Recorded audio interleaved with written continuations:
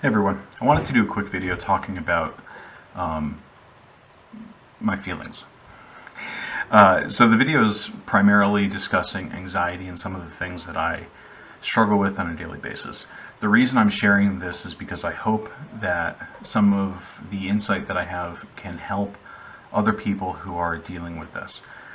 In the past, I've been treated for generalized anxiety disorder, depression, and some other things that are less important to this video. But when it comes to mental health, I've always been a big proponent of that, and I think that having firearms and having lethal means to defend yourself and being prepared and all of the other things that I really am interested in have to go hand in hand with mental health and mental health care. So as I'm filming this, it's March 6, 2022, and I wanted to do a quick video because when I look at the news and have been looking at the news over the last 2 weeks or so, things have been really upsetting for me. The Russians have been amassing on the Ukrainian border for a while. It isn't just the last 2 weeks. There's been the incidents in Crimea. There's been other incidents with Syria and other countries, and the Russians specifically have concerned me, not as a people, they're awesome people, I know a whole bunch of Russians, but as a political entity. And the reason it concerns me is because they are the largest nuclear power on the face of the planet, followed number 2 by the United States. And nuclear conflict, armed nuclear war specifically, is the number 1 biggest existential dread that I have. It's one of those,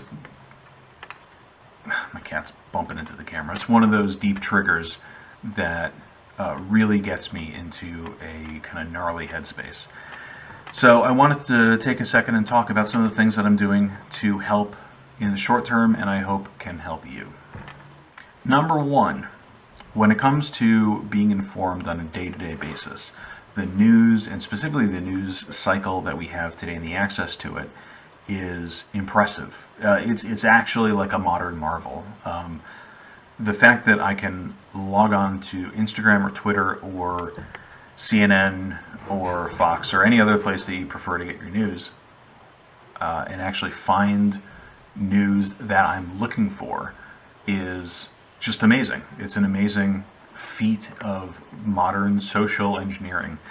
And sometimes that's what it is. Sometimes it's really driving fear up without having tangible benefit.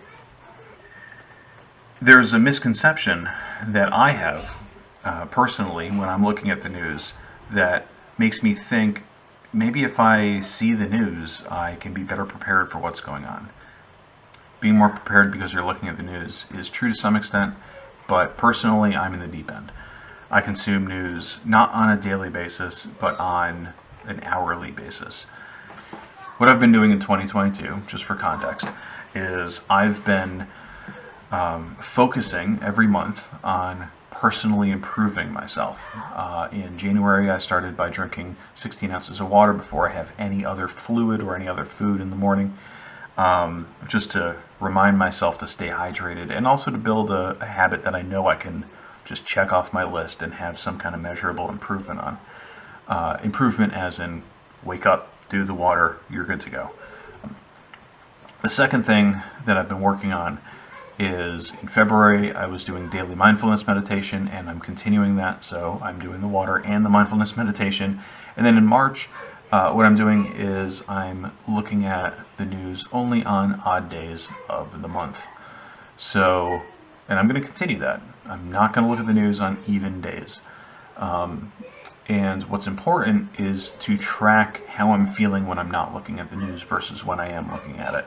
Because in the past, I was only having the how I'm feeling when I'm looking at it, but I didn't know if it was going to help or hurt me when I'm not looking at it.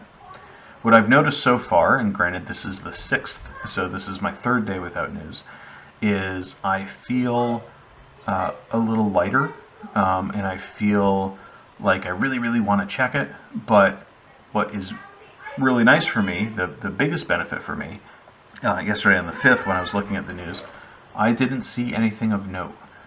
And that was really good.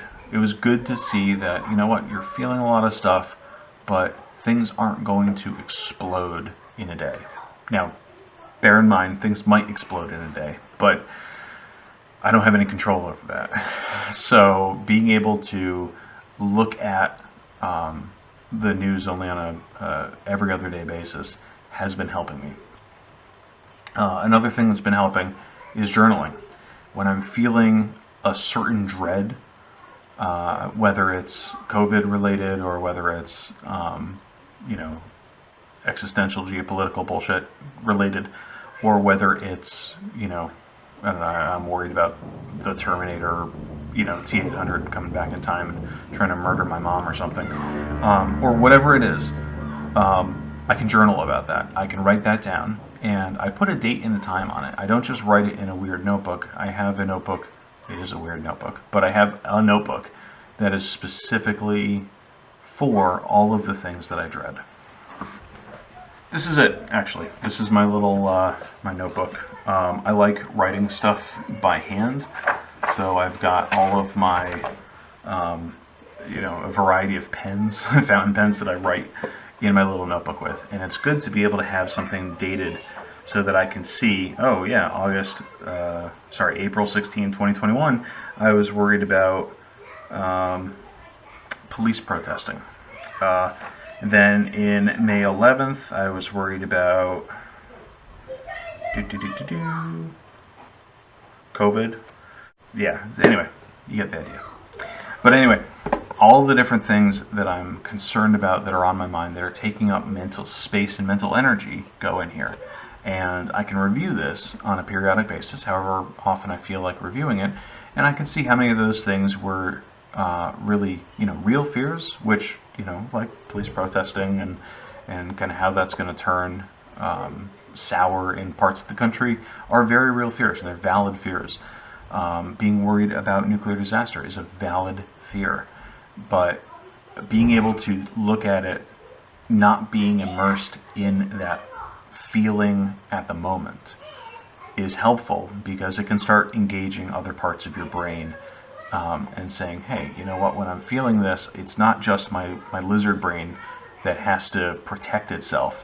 I'm able to shift into other parts and say, you know what, here's some practical things I can do to make my situation better. And that goes on to the third thing, is when it comes to practical things to make your situation better, identify a couple things you can do every day. One thing that I'm concerned about is a nuclear disaster or a nuclear strike. Not necessarily a full-blown, everything turns to ash mindset, because that is a possibility, and there's nothing I can do. There's nothing anyone can do for that. It'll be end of the world, nuclear winter kind of stuff. But when it comes to the possibility of some kind of localized disaster, or there being, like, for example, a nuclear warhead that goes off outside of our country and then people start panicking, there's a couple of things that you can do in order to prepare yourself. For me, I want to keep my cars more than half a tank of gas all the time. I make sure that I've got battery packs down in the basement for essential services, enough to run my refrigerator for a couple of days and things like that, so I can hunker down just for a couple of days and have food a little longer. All of that stuff is charged up and ready to go. I do have firearms in the house, and the ones that are my go-to are clean, lubed, ready to go if I need to. I'm also shoring up water rations, I guess, water storage.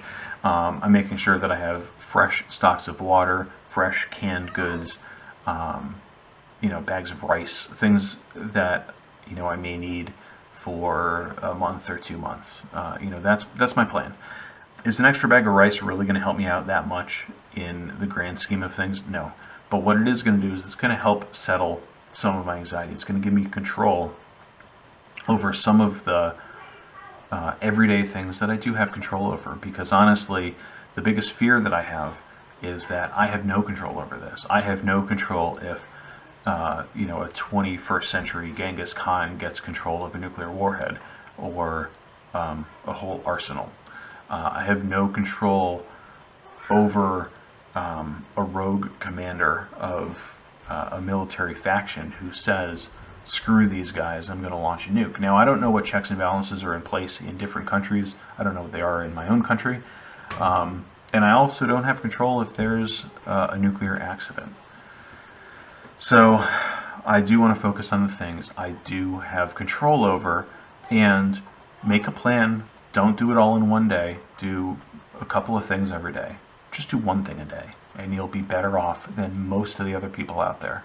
You'll be able to have a little more headspace when shit hits the fan to be able to think rationally and process through whatever that situation is, because I promise you won't be able to predict what the situation is. You'll have to be prepared for a broad scope of what could happen. Fourth thing you can do is you can get educated. So again, understand what's out there. Now, obviously this can go a little too far. You can go too far down in the weeds. So if you have the problem with that, set yourself little, bite-sized pieces that you're going to get educated in, and focus on being mindful to what really is affecting you, positively and negatively.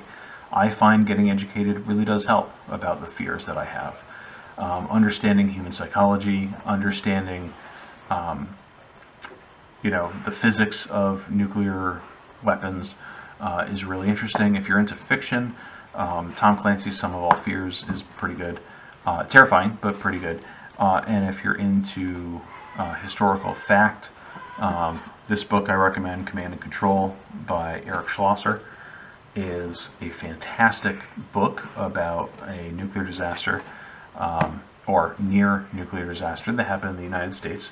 And it's just a fantastic case study. It's a substantial book. You can also read John Hersey's Hiroshima if you want to hear what happens for a relatively small blast and how it affects people. The purpose is not to have some kind of like disaster porn, but instead to understand, hey, here's the specific scenarios that I could see. If I see a bright flash, it's in the distance, it hasn't killed me immediately. Here's some of the things that these people have done in these situations. Another great resource, and I link this guy as often as I can. He doesn't know me at all. Dan Carlin of Hardcore History and Common Sense podcasts. His Destroyer of Worlds podcast is absolute gold. When it comes to a 6-hour podcast, it is my favorite 6 hours of podcasting history. It's about the Cuban Missile Crisis and the nuclear history leading up to it, and kind of where humanity is going potentially beyond that. I hope some of these things can help you out. Focus on what you can control. Focus on being mindful of your own emotions. Set up some kind of bounds with the media that you're consuming, and educate yourself to a certain extent. Anyway, guys, stay safe out there. Stay healthy, mentally as well, physically and mentally. Oh, and the last thing that I kind of alluded to when it comes to taking care of yourself mentally, take care of yourself physically. Sometimes being stuck in your own brain, the best way to get out of your own head is to get physical. Get physical, exercise, do cardio, do weights, listen to music while you're doing it. Just do something to get out of that scenario. Get outside, go hiking, walk around the block, but do it at a pace that you're not just like casually walking, thinking and ruminating about stuff. Do it at a pace that you actually have to think about where you're putting your feet in front of the next one. That's why I like hiking so much, because terrain is unpredictable. And you really have to focus, otherwise you're going to trip, and it's a really good way to make sure you keep yourself in line. Anyway, guys, that's all I got for you. Stay safe out there, stay healthy, take care of yourself, and whatever's going on in the coming days, weeks, months, whatever, we are going to take care of this.